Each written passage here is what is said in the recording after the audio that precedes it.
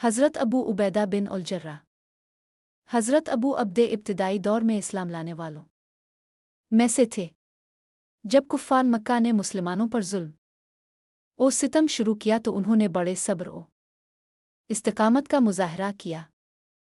एक अहम वाक़या ग़ज़वा बदर में पेश आया। जंग के दौरान हज़रत अबू अब्दे के वालिद जो इस्लाम के सख्त मुखालिफ थे उनके मुकाबले में आ गए।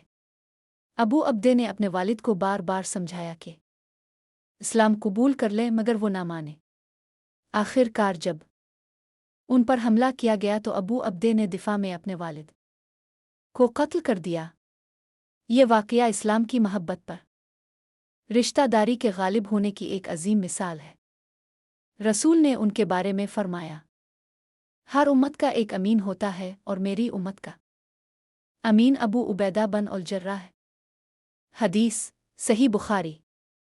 हज़रत अबू अब्दे अपनी दियानत, सादगी, ज़ुहद और क़ियादत की वजह से मशहूर थे।